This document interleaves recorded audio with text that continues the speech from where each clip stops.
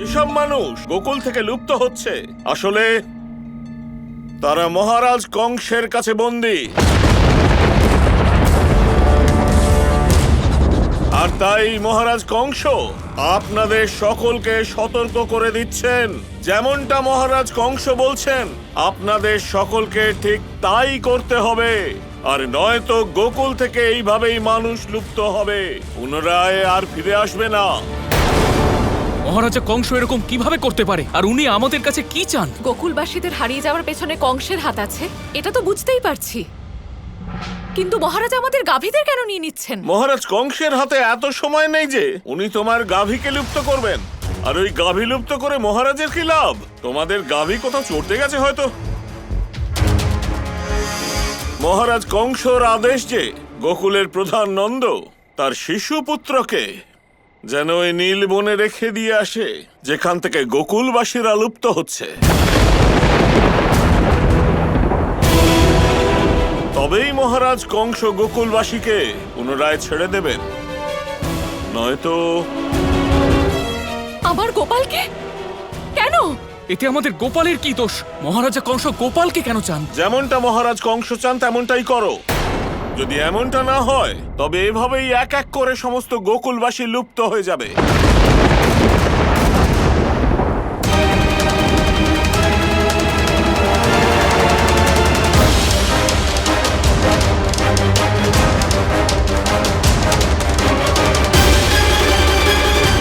আমাকে গোপালকে নিয়ে এক্ষুনি গোকুল থেকে চলে যেতে হবে।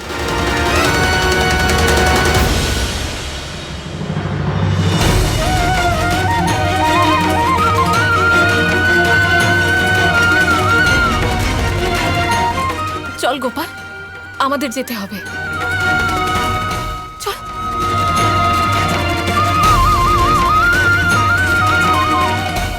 এবার এটা আবার কি নতুন খেলা ভাই? এখানে বস, আমরা আর এক মুহূর্ত এখানে থাকবো না।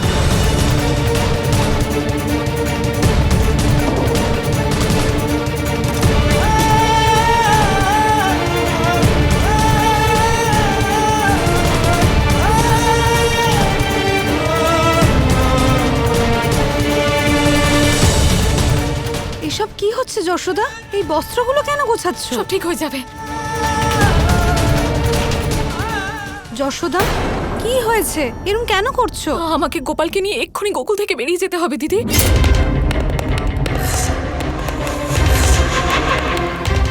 যশোদা, এইসব আর জমি, আপনি আজ আমাকে আর কিচ্ছু বলবেন না। আপনি তো জানেন গোপাল আমার কাছে শুধু আমার সন্তান নয়, ও আমার হৃদস্পন্দন, আমার প্রাণ, আমার ছেলে। আমি কিচ্ছু হতে দেব না। যশোদা, গোপালের চিন্তা আমারও আছে। আমি জানি যে গোকুলের এই সংবাদে তুমি বিচলিত। তুমি চিন্তা করো না, আমি আমার গোপালকে কিচ্ছু হতে দেব না। আমি কথা দিচ্ছি, নিজের সম্পূর্ণ নিষ্ঠা দিয়ে বৃন্দাকে খুঁজে নিয়ে আসার জন্য আমি সমস্ত চেষ্টা করব। তার জন্য যদি আমায় যে কোনো মূল্য দিতে হয় আমি দেব। যশোদা, আমরা সবাই তোমার সাথে আছি, চিন্তা করো না। না, তুমি জানো না দিদি, কিন্তু আমি ঠিক জানি আমি খুব বড় একটা সমস্যায় পড়তে চলেছি। সেই জন্য আমাকে এক্ষুনি আমার গোপালকে নিয়ে এখান থেকে বেরোতেই হবে। আমি এক্ষুনি ওকে নিয়ে চলে যাব।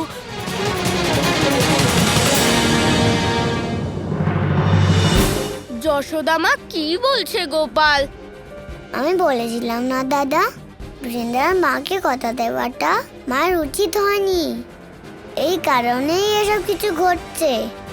আমি কিছুই বুঝতে পারছি না। এরপরে আমরা এমন কঠিন সমস্যায় পড়তে চলেছি যার বিষয় আপনার কোনো ধারণাই নেই।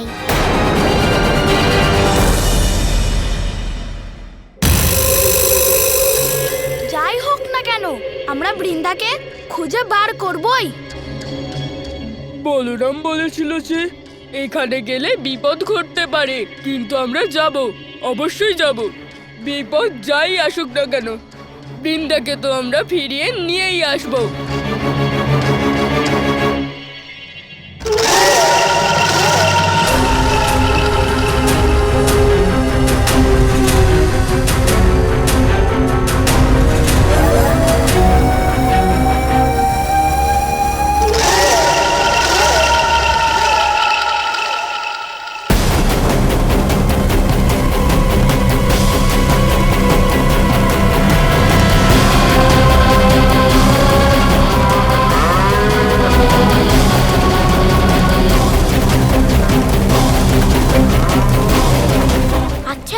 গরু কোথায় যাচ্ছে?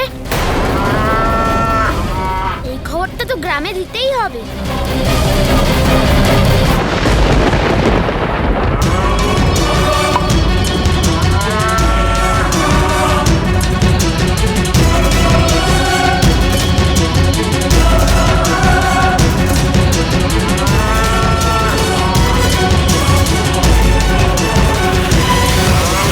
এই সমস্ত গরুরা কোথায় যাচ্ছে গোপাল? এরা সবাই আমাদের সুরভিকে খুঁজতে যাচ্ছে। সমস্ত গরু? দাদা, আমাদের সুরভি কোনো সাধারণ গরু নয়, ও হলো বিশেষ।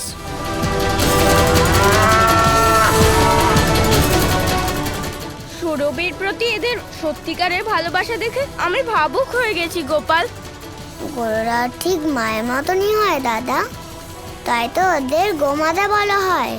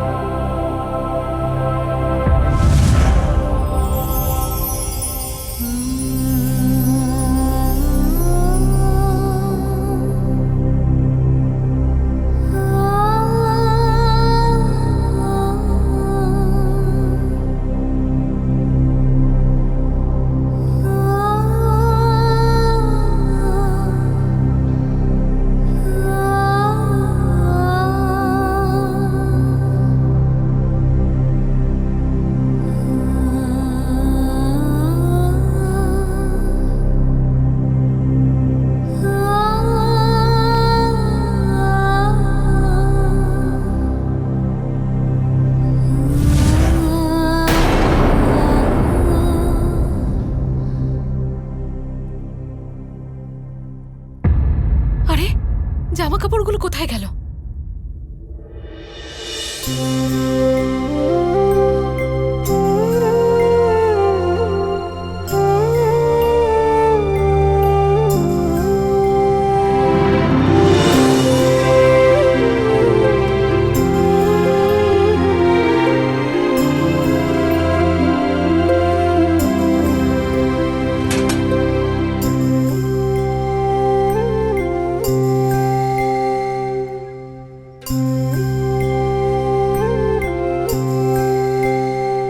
যশোদা, আমার কথাটা তো একবার শোনো। যশোদা, যশোদা, সমস্যা যতই জটিল হোক না কেন, আমরা কোনো না কোনো রাস্তা অবশ্যই বের করব। হ্যাঁ যশোদা, নন্দমশাই ঠিক বলেছেন। গোপালের বিষয় তো একবার ভাবো। গোপালের সুরক্ষার বিষয়ে তো ভাবছি দিদি, সেই জন্যই তো এখান থেকে যাচ্ছি। আর্য, আপনি ঋষি সন্দীপনীকে খবর পাঠিয়েছেন তো যে আমি গোপালকে নিয়ে আশ্রমে যাচ্ছি? যশোদা, এখনো সময় আছে, তোমাদের যাওয়ার কোনো দরকার নেই, যেও না।